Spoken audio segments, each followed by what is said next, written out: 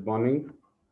આજે આપણે શરૂ કરી રહ્યા છીએ ઇન્ટરનેશનલ ટ્રેડની અંદર. નેક્સ્ટ ટોપિક આપણી પાસે છે એ ટોપિક આપણે લઈએ છીએ ઇન્ટરનેશનલ ટ્રેડમાં બેલેન્સ ઓફ પેમેન્ટમાં ઇક્વિલિબ્રિયમ પોઈન્ટ પર. તો આપણી પાસે જે ટોપિક આપેલો છે એ છે ઓટોમેટિક મિકેનિઝમ. બરાબર છે, જે આપણી પાસે ઓટોમેટિક મિકેનિઝમ આપણને આપેલી છે for the adjustments and balance of payment with the flexibility of the income level. એટલે કે આપણી આવકમાં જે પરિવર્તનશીલતા આવે એને કારણે જે બેલેન્સ ઓફ પેમેન્ટમાં જે એડજસ્ટમેન્ટ કરવામાં આવે છે એની ચર્ચા આપણે કરીશું. તો આપણી પાસે જે લેવલ છે એમાં પહેલું લખ્યું છે flexibility in the income level. તો આપણી જે ઇન્કમ લેવલ જે છે એટલે કે આવકનું સ્તર છે એમાં શું પરિવર્તન આવી શકે છે. તો this is a purely Keynesian type of mechanism, કે આ કેનેન્સિયન ટાઈપ ઓફ મિકેનિઝમ જેવું છે and it works as under. કેવી રીતે કામ કરે છે જોઈએ આપણે. તો કન્ટ્રી એચ છે એટલે કે એક આપણે કન્ટ્રી લઈએ છીએ હોમ કન્ટ્રી, અને આપણે એચ લઈએ છીએ. In the country H due to the initial trade deficit, એટલે વેપારની અંદર જ્યારે ટ્રેડ ડેફિસિટ ઊભી થાય છે, there is an gold outflow.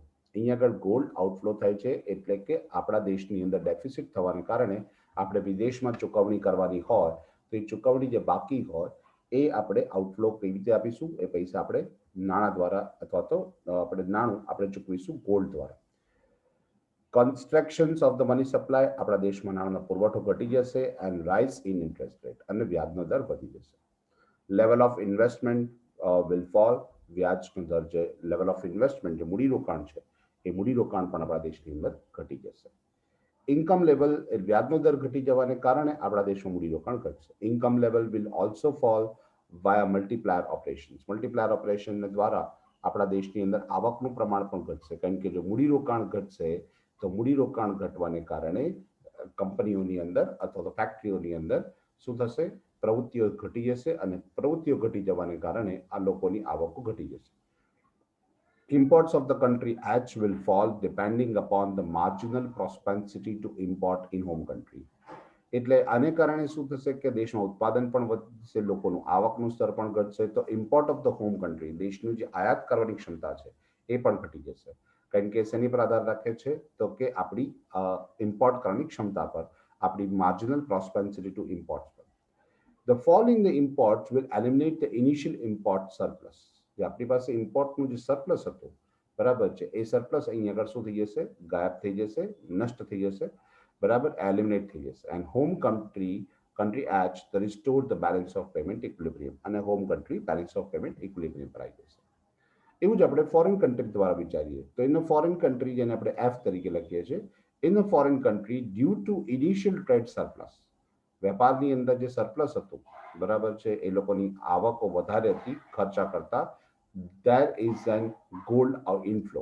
એ વધારાના નાણાંથી શું કરશે, વિદેશમાંથી ગોલ્ડ ખરીદી લેશે, અને ગોલ્ડ ખરીદશે એને કારણે શું થશે, એક્સપાન્શન્સ ઓફ ધ મની સપ્લાય, નાણાંનો પુરવઠો વધી જશે, બરાબર છે. And fall in the interest rate, બજારમાં માંગ અને પુરવઠાના નિયમ પ્રમાણે બજારમાં નાણાંની માંગ અને નાણાંનો પુરવઠો એના આધાર પર અસર કરતી હોય તો expansion of money supply increase થવાને કારણે માર્કેટમાં ઇન્ટરેસ્ટ રેટ ઘટી જશે.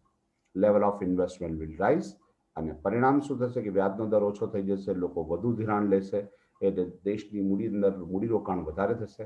મૂડીરોકાણ વધારે થશે તો એની મલ્ટીપ્લાયર ઇફેક્ટ શું થશે, તો એની મલ્ટીપ્લાયર ઇફેક્ટને કારણે લોકોની આવક પણ વધશે. The income level will also rise via multiplier operations. આનો મતલબ એવો થયો કે imports of the country of foreign country will raise depending upon the marginal propensity to import in foreign country. એ લોકોની આયાતો વધી જશે, કારણ કે લોકોની આવક વધી છે, આવક વધી જશે એટલે વધારાનું નાણું જે છે એ વધારા નાણાંનો ઉપયોગ એ શેના માટે કરશે, આયાતો કરવા માટે કરશે, કારણ કે એમની ક્ષમતા, આયાત કરવાની ક્ષમતા વધી ગઈ છે. The raise in imports will wipe out the initial export surplus. આપણું જે એક્સપોર્ટ વધારે હતું એને કારણે જે સરપ્લસ હતું, આપણે શરૂઆતમાં જ જોયું હતું, એ સરપ્લસ જે છે અહીંયા આગળ ગાયબ થઈ જશે, કારણ કે આપણે આયાતો વધારી દીધી, એને પરિણામે country F restore the balance of payment equilibrium, A equilibrium પર જતું રહેશે. અને ઇન્વેસ્ટમેન્ટ સરપ્લસ, તો ઇન્વેસ્ટમેન્ટ સરપ્લસની વાત કરીએ તો જ્યારે જ્યારે પણ આવું જોવા મળે છે કે investment is greater than saving, when the rate of interest is increasing in home country, investment trends to fall. જ્યારે જ્યારે દેશની અંદર ઇન્ટરેસ્ટ રેટ વધી જશે, બરાબર છે, મૂડીરોકાણ જે છે ઘટી જશે. And the country restore the saving and investment equality. અને દેશની અંદર આવક અને એટલે કે બચત અને મૂડીરોકાણ સરખા થઈ જશે. Now there is an income is equal to or investment is equal to saving, I is equal to S, and therefore M is equal to X. એટલે કે import is equal to export. In the country F, જો country F ની અંદર વિચારીએ તો initial export surplus, જે શરૂઆતમાં surplus હતું એટલે કે એક્સપોર્ટ વધારે હતું ઇમ્પોર્ટ કરતા X is greater than M, has cost saving surplus. એનો મતલબ એનું કારણ હતું કારણ કે તે દેશમાં સેવિંગ વધારે હતું ઇન્વેસ્ટમેન્ટ કરતા. When the rate of interest fall from F, fall in the foreign country, investment trend to raise and the country F restore the saving and investment equality.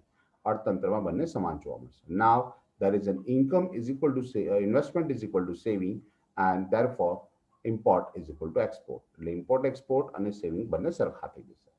આ ટોપિક એની અંદર આપેલો છે. એની અંદર ચર્ચા કરીએ છેલ્લા તો in the end in the both the countries there is a saving and investment equality as well as import and export equality. દેશની અંદર બંને વસ્તુ સમાન થઈ જશે. આ બચત અને મૂડીરોકાણ પણ સરખું થઈ જશે અને આયાત અને નિકાસ પણ સમાન થઈ જશે. And it should be noted that the two balances, that is saving and investment balance and import and export balance, have been brought back not at the original income level in the country H and the country F. બંને દેશની અંદર જે મૂળ સ્વરૂપ હતું એ મૂળ સ્વરૂપ ક્યારેય પ્રાપ્ત નહીં થાય. બરાબર છે, કારણ કે જે બચતો વધી છે અને મૂડીરોકાણ વધ્યું છે, ઇમ્પોર્ટ એક્સપોર્ટ બંને એક્સપોર્ટ વધારે હતું એને કારણે ઇમ્પોર્ટ પણ વધ્યું. બરાબર છે, તો બંને એક નવા લેવલ પર તેનો ભરી જશે. National income is now lower in the country H, that is home country, and higher in the foreign country, that is F. Okay, તો નેક્સ્ટ ટોપિક આપણી પાસે એના મેરિટ્સ છે. મેરિટ્સ ને ડિમેરિટ્સ આપેલા છે. આવું થવાનું ઇન્કમ લેવલની અંદર જો ફ્લેક્સિબિલિટી લઈએ તો એ ઓટોમેટિક મિકેનિઝમની શું અસરો થાય તેને મેરિટ્સ આપેલા છે. The adjustment mechanism is simple and automatic. આ જે એડજસ્ટમેન્ટ છે મિકેનિઝમ એ કેવું હોય છે, એકદમ સરળ હોય છે અને સ્વયં સંચાલિત હોય છે. એમાં આપણે કોઈ ફેરફાર કરવાની જરૂર નથી. Countries can attain and prevent the balance of payment equilibrium without having to adjust the exchange rate. કોઈ પણ પ્રકારના એક્સચેન્જ રેટમાં ફેરફાર કરવાની જરૂર નથી. Build the foreign exchange reserve to meet the future payment deficit. કોઈ આપણે એક્સચેન્જ રેટનું રિઝર્વ ક્રિએટ કરવાની જરૂર નથી. Worry about the accommodating capital flow, એટલે કે કેપિટલ ફ્લો પર જો કોઈ અંકુશ રાખવાની કે વિદેશમાંથી કેટલા પ્રમાણમાં લાવીશું એનું પણ કોઈ એકોમોડેશન કરવાની જરૂર નથી. Depend upon the international institutional arrangement for the borrowing and lending. International monetary fund ને બીજી બધી સંસ્થાઓ છે જેની પાસેથી ઓછીનું ધિરાણ લેવા માટે અથવા તો ઓછીનું ધિરાણ આપવા માટે કોઈ પણ પ્રકારની સગવડ કરવાની જરૂર નથી. Use tariff or trade and tariff restrictions, વ્યાપાર પર પણ અંકુશની જરૂર નથી. એક્સચેન્જ કંટ્રોલ કરવાની પણ જરૂર નથી. તમારી વેલ્યુ એટલે કે તમારા દેશના જે નાણું છે એનું ડિવેલ્યુએશન કરવાની પણ જરૂર નથી, et cetera. or use of monetary, fiscal and other policy. આ કોઈ પણ નાણાકીય નીતિ દેશની જે નાણાકીય નીતિ છે ને બીજી બધી નીતિ છે એ નીતિમાં પણ કોઈ ફેરફાર કરવાની જરૂર નથી. એની મર્યાદા પણ છે. The automatic adjustment mechanism is simple but not costless. આ પ્રક્રિયા સરળ તો છે પણ એનામાં ખર્ચો નથી થતો એવું નથી. It's that the deficit countries must be prepared for the depressions, unemployment and due to fall in the prices, investment and national income. દેશમાં કિંમતો, મૂડીરોકાણ અને રાષ્ટ્રીય આવક ઘટવાને કારણે ડિપ્રેશન્સ એટલે મંદીનો સમય ઊભો થઈ શકે છે, બેરોજગારીની સમસ્યા પણ ઊભી થઈ શકે છે. સિમિલરલી એવી જ રીતે the surplus countries must be prepared for the inflation. એવી જ રીતે જે સરપ્લસ કન્ટ્રી છે એ કન્ટ્રીની અંદર એનાથી તદ્દન વિરુદ્ધ અસર જોવા મળશે. ઇન્ફ્લેશન જોવા મળશે, આઉટફ્લો ઓફ ધ કેપિટલ, મૂડીની જાવક જોવા મળશે and so on. But no country in the world is ready to pay this cost. પણ આ પ્રકારની જે વ્યવસ્થા છે એનો કોઈ પણ દેશ ઉપયોગ કરવા માંગતો નથી કારણ કે આવી પડતર એમને મોંઘી પડે છે. The countries have to sacrifice the internal stability for the external balance. બરાબર છે, એ દેશની આંતરિક જે સ્થિરતા જે છે એ બગાડવી પડે છે, એનો ત્યાગ કરવો પડે છે બાહ્ય સમતુલા જાળવવા માટે, that is balance of payment equilibrium માટે. This is like the tail wagging the dog rather than dog wagging the tail. એવું કહેવાય છે કે કૂતરો જે છે, બરાબર છે, ડોગ જે છે એની પૂંછડી એટલે કે ટેલને હલાવી શકે છે પણ ટેલને હલાવવા માટે એટલે કે પૂંછડીને હલાવવા માટે કૂતરાને હલાવવું જરૂરી નથી. તો આ એની એક મર્યાદા આપેલી હતી. બરાબર છે, બે મર્યાદાઓ છે ઓટોમેટિક એડજસ્ટમેન્ટ. નેક્સ્ટ ટોપિક આપણે લઈએ The automatic mechanism in the balance of payment with the flexibility in exchange rate. Balance of payment ની અંદર જે flexibility આવે છે એની ઓટોમેટિક મિકેનિઝમ કેવી રીતે જોઈ શકાય છે આપણે તો શરૂઆત કરીએ એની અંદર the balance of payment adjustment mechanism is also the possible through the flexible in exchange rate. Exchange rate માં flexibility લાવીને આપણે કરી શકીએ છીએ. In this case, આવા સંજોગોમાં adjustment mechanism is not based on any internal adjustments. એના માટે દેશની અંદર કોઈ પણ પ્રકારના ફેરફાર કરવાની જરૂર નથી. But it is based on the shift in exchange rate. માત્ર જે આપણી પાસે exchange rate વિનિમય દર છે એમાં ફેરફાર કરીશું. This shift in the foreign exchange rate occurs due to the changes in demand for and supply of foreign exchange.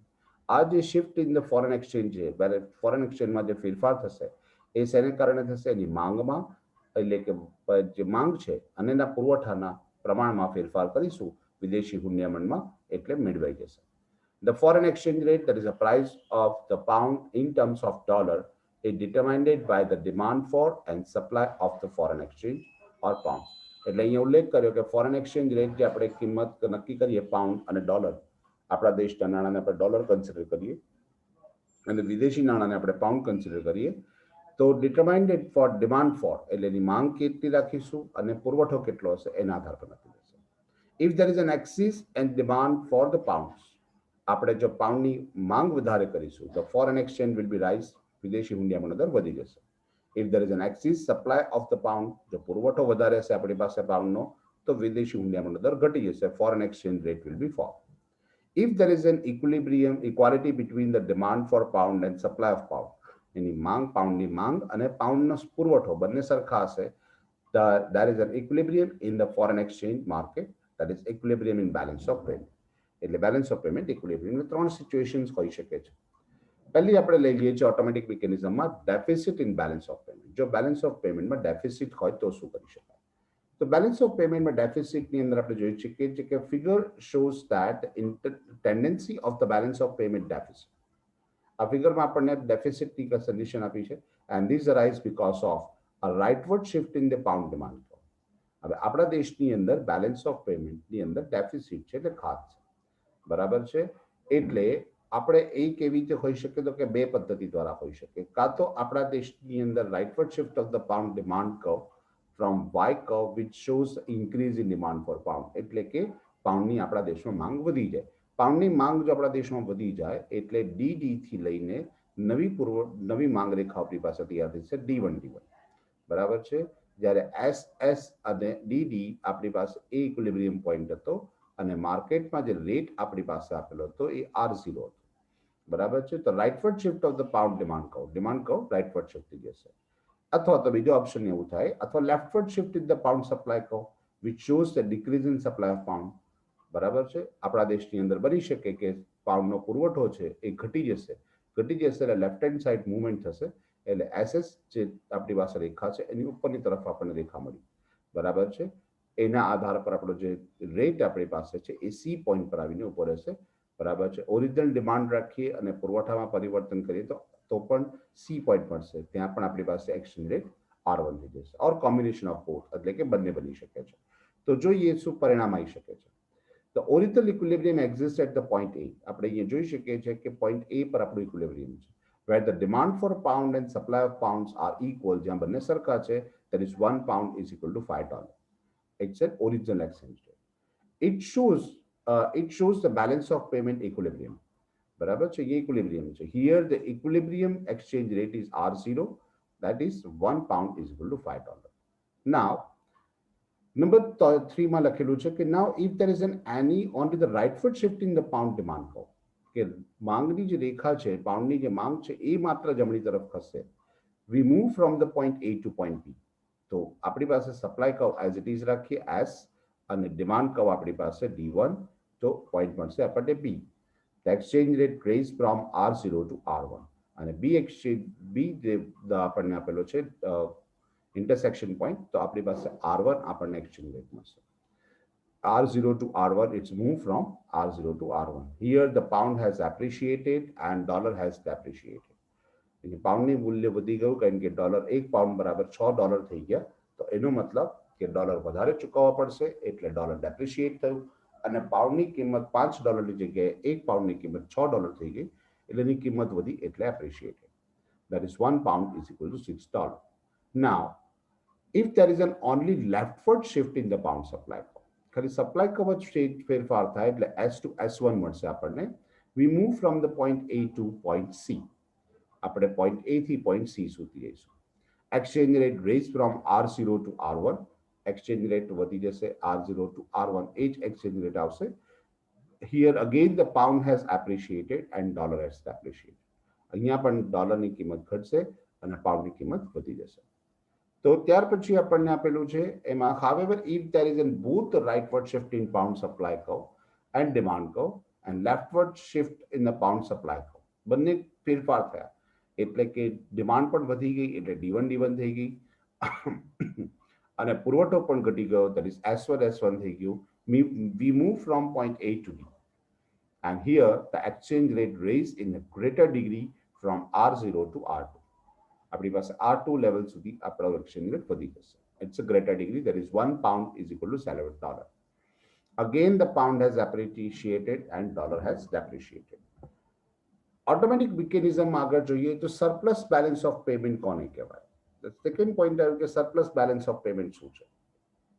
એ જ ફિગરમાં આપણે આગળ જોઈએ માત્ર સરપ્લસના પોઈન્ટની વાત કરીએ તો figure shows that the tendency of balance of payment surplus and this arise because of કેવી રીતે ઊભી થશે આ tendency? A rightward shift in the pound supply curve. Pound supply curve rightward shift થશે. આકૃતિમાં તમે જોઈ શકો છો S ની જમણી બાજુ પર S1 S1 આપેલી છે which shows increase in supply of pound. Supply of pound increase થઈ જશે. અને leftward shift in the pound demand curve અને પાઉન્ડ ડિમાન્ડ આપણી ઘટાડીએ છીએ એટલે લેફ્ટવર્ડ શિફ્ટ આપણે બતાવીએ છીએ which shows a decrease in demand for the pounds. એટલે આપણી પાઉન્ડની જે માંગ છે એ ઘટી જશે. or combination of both અથવા તો બધે બની શકે છે. Both the quantities of pounds. Now, original equilibrium at this point A, original equilibrium point A પર આપેલું છે where the demand for pounds and of the supply of pounds are equal. બરાબર, demand for pounds and of pounds એટલે કે supply of pounds is are equal, બંને સરખા છે. બરાબર, it shows the balance of payment equilibrium. Here the equilibrium exchange rate is R0. That is point A. Now, here the equilibrium exchange rate R0. Now, if there is an only the rightward shift in the pound supply curve, ખાલી pound નો પુરવઠો જ વધશે. We move from the point A to point B. આપણે point B A થી B તરફ જતા રહીશું. And exchange rate falls from R0 to R1. આપણી પાસે અહીંયા જે સિચ્યુએશન આપેલી છે એ પોઈન્ટ ત્યાંથી આપણે અહીંયા આગળ જતા રહીશું કારણ કે હવે ઓરિજિનલ ડિમાન્ડ કર્વ D અને S1 ઇન્ટરસેક્ટ B પોઈન્ટ પર કરે છે અને જેનાથી આપણને એક્સચેન્જ રેટ R1 મળે છે. બરાબર છે, તો A થી આપણે પોઈન્ટ B તરફ જતા રહીશું અને A પણ આપણી પાસે મળશે 1 pound is equal to $4. બરાબર છે, તો એનો મતલબ એવો થયો કે જે પાઉન્ડ છે ડેપ્રિશિએટ થયો, પાઉન્ડનું મૂલ્ય ઘટી ગયું અને ડોલરનું મૂલ્ય વધી ગયું કારણ કે હવે એક પાઉન્ડ મેળવવા માટે ઓછા ડોલર ચૂકવવા પડશે. તો it's dollar appreciate and pound has depreciate. If there is an only the leftward shift in the pound demand curve, હવે માત્ર માંગમાં પરિવર્તન જોઈએ તો જો ડિમાન્ડ કર્વ લેફ્ટવર્ડ શિફ્ટ થાય, we move from point A to point C. આપણે point A થી point C તરફ જઈશું. Exchange rate fall from R0 to R1. ફરીવાર exchange rate R0 થી R1 સુધી ઘટી જશે. And here again the pound depreciated and dollar has appreciated. ફરી પાછું આપણે એમ કહીશું કે એક પાઉન્ડની કિંમત જે $5 હતી એ ઘટીને $4 થઈ ગઈ છે એટલે ઓછા ડોલર ચૂકવવા પડશે એટલે ડોલર હેઝ એપ્રિશિએટેડ અને એક પાઉન્ડની સામે ઓછા ડોલર મળશે એટલે pound is ડેપ્રિશિએટેડ. Number 5, however, if there is a both rightward shift of the pound supply curve and leftward shift in the pound demand curve, બંનેમાં જો વધારો ઘટાડો બંને જોવા મળશે એટલે કે માંગ ઘટશે અને પુરવઠો વધશે. We move from the point A to point D. બરાબર, point A થી point D તરફ જઈશું. Here the exchange rate fall is greater degree, વધારે પ્રમાણમાં એક્સચેન્જ રેટ ઘટી જશે from R0 to R2. R0 થી લઈને R2 સુધી. Again, the pound has depreciated and dollar has appreciated. ફરી પાછું એક પાઉન્ડ બરાબર $3 થઈ જશે એને કારણે બહુ મોટા પ્રમાણમાં પરિવર્તન આવશે અને ફરી પાછું ડોલર એપ્રિશિએટ થશે અને પાઉન્ડ ડેપ્રિશિએટ થઈ જશે. Thus, the no matter how much deficit or surplus is there, કેટલું ડેફિસિટ છે કેટલું સરપ્લસ છે એ મહત્વનું નથી. It can be eliminated by the movement of exchange rate. Exchange રેટમાં પરિવર્તન કરીને એમાં ફેરફાર કરી શકાય છે. In short, the balance of payment deficit eliminated by the foreign currency appreciation. એટલે જે આપણી ડેફિસિટ જે છે એ ડેફિસિટ આપણે દૂર કરી શકીએ છીએ ક્યારે? વિદેશી હુંડિયામણ જે છે, ફોરેન કરન્સી છે, એને એપ્રિશિએટ કરીને. Otherwise the balance of payment surplus is eliminated by the home currency appreciation. અથવા બેલેન્સ ઓફ પેમેન્ટ જો સરપ્લસમાં હોય તો હોમ કરન્સીને એપ્રિશિએટ કરી શકાય. જો બેલેન્સ ઓફ પેમેન્ટ ડેફિસિટ હોય તો ફોરેન કરન્સીને આપણે એપ્રિશિએટ કરીને એમાં ચેન્જીસ લાવી શકીએ છીએ. આના ફાયદા એ છે કે there will be then easy and automatic understand in the balance of payment. બહુ સરળતાથી એની અંદર ઓટોમેટિક મિકેનિઝમ કામ કરે છે. And this mechanism is simple, બહુ સરળ છે. It required the non-interventions of government. સરકારના કોઈ હસ્તક્ષેપવાની જરૂર પડતી નથી. There would be the no need for the building of foreign exchange reserve. કોઈ foreign exchange reserve પણ ઊભું કરવાની જરૂર નથી રહેતી. There is a no need for the accommodating the gold movements of capital flows. Capital flow કે ગોલ્ડની gold વેચવું કે ખરીદવું એવી પણ કોઈ જરૂરિયાત નથી. There will be the no need for the international institutional arrangement. આંતરરાષ્ટ્રીય નાણાં ભંડોળની પણ કોઈ વ્યવસ્થા કરવાની જરૂર રહેતી નથી. એટલે આઈએમએફ કે અન્ય કોઈ સંસ્થા પાસેથી, વર્લ્ડ બેંક પાસેથી ઉછીના નાણાં અથવા તો ધિરાણ કરવાની જરૂર નથી રહેતી. There would be no need for the commercial policy for achieving the balance of payment adjustment. કોઈ વ્યાપાર નીતિમાં પરિવર્તન કરવાની જરૂર નથી, કોઈ વાણિજ્ય નીતિમાં પરિવર્તન કરવાની જરૂર નથી. Government can follow the monetary and fiscal policy, which are helpful to take care of the internal problems and the economic growth and stability. Government પણ કોઈ પણ પ્રકારની નાણાકીય નીતિ કે ફિસ્કલ પોલિસી તૈયાર કરી શકે છે, સરકારી નીતિ બનાવી શકે છે, જે દેશની અંદર internal problems of economic growth, દેશની અંદરની જે આર્થિક વિકાસ અથવા તો દેશના આર્થિક સ્થિરતાના જે પરિબળો છે એને મદદરૂપ થાય એવી કોઈ પણ પોલિસી તૈયાર કરી શકે છે. There will be no need for the upset of internal instability for the sake of external balance. The tail need not wag the dog. એટલો મતલબ કે ઇન્ટરનલ સ્ટેબિલિટી માટે બાહ્ય સમતુલા પર એટલે કે બાહ્ય સમતુલા માટે આંતરિક સમતુલામાં પણ ફેરફાર કરવાની કોઈ જરૂર નથી. આ સિવાયની કેટલીક મર્યાદાઓ પણ આપેલી છે. મર્યાદા એ છે the system may be the appreciation or appropriate to economically advanced country. વિકસિત દેશો માટે આ પદ્ધતિ કદાચ યોગ્ય હોઈ શકે, but it is not appropriate for the developing countries. વિકસતા દેશો માટે આ પદ્ધતિ યોગ્ય નથી. That is less developed countries, અલ્પ વિકસિત અથવા તો વિકાસશીલ દેશો માટે. Because કારણ આપ્યું છે the developed countries usually enjoy the balance of payment surplus. એટલે સામાન્ય રીતે કોઈ પણ જે વિકસિત દેશ છે એ સરપ્લસ સિચ્યુએશનમાં હોય છે અને સરપ્લસ સિચ્યુએશનમાં હોય ત્યારે પોતાના દેશની કરન્સીને એપ્રિશિએટ કરી શકાય છે. On the other hand, બીજી તરફ the less developed countries would constantly have the problem of balance of payment deficit. અલ્પવિકસિત દેશો જે હોય એની અંદર બેલેન્સ ઓફ પેમેન્ટમાં ડેફિસિટ સામાન્ય છે. સો there would be the constant rise in the foreign exchange. તો સતત વિનિમય દર વધતો જશે. And in other words, બીજી ભાષામાં કહીએ તો there would be the constant home currency depreciation. આપણા દેશની જે કરન્સી છે એની અંદર સતત એનું અવમૂલ્યન થતું જશે. એની મર્યાદા છે. In the world of the price control, જે વૈશ્વિક સ્તરમાં આપણે કિંમતના અંકુશની વાત કરીએ, it is argued that why only foreign exchange rate is left uncontrollable. તો પ્રશ્ન એ ઉભો થાય છે કે કેમ માત્ર એટલે કે જે વિનિમય દર જે છે એ વિનિમય દર પર અંકુશ નથી જાળવી શકાતો. In today's world, almost all the countries exercise the control over the price of the goods. દરેક અત્યારના સમયમાં વિશ્વમાં દરેક દેશ શું કરી રહ્યો છે? વસ્તુની કિંમતો પર અંકુશ રાખી રહ્યો છે. Saving, services, capital, labour enterprise, goods, service, capital, labour enterprise બધી જ વસ્તુની કિંમત પર અંકુશ રાખી રહ્યો છે.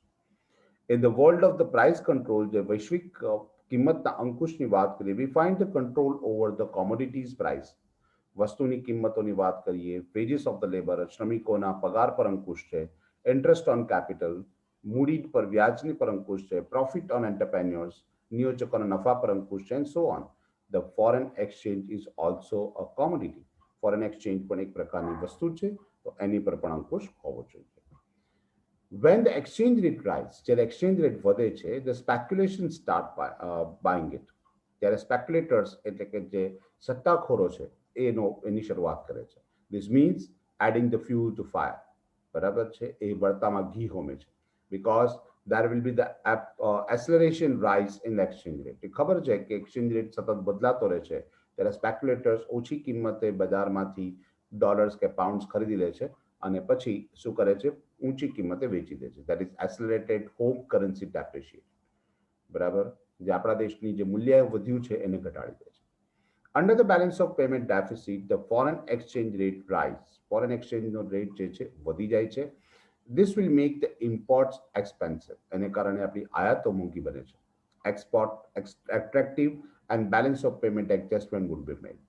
બરાબર છે, જ્યારે બેલેન્સ ઓફ પેમેન્ટની ડેફિસિટની અંદર આપણે જોયું તો એની અંદર ઇમ્પોર્ટ એક્સપેન્સિવ થઈ જાય છે, એટલે આપણી આયાતો ઘટી જશે અને એક્સપોર્ટ એટ્રેક્ટિવ થઈ જશે. આપણા દેશની નિકાસો વધી જશે કારણ કે આકર્ષક બનશે. And balance of payment adjustment would be made. Here, it is expected that the import will fall, આયાત ઘટશે, export will rise, આપણી નિકાસો વધશે, but this is not generally applied to the majority of the less developed country. પરંતુ અલ્પ વિકસિત દેશોમાં આવું સામાન્ય રીતે શક્ય બનતું નથી, because there is an import inelastic and the export surplus is limited. And export surplus કેવું હોય છે, મર્યાદિત હોય છે. તો નેક્સ્ટ ટોપિક આપણી પાસે છે evaluation the gradually fix or the pledge exchange rate system, જેની ચર્ચા આપણે નેક્સ્ટ લેક્ચરમાં કરીશું. બાય.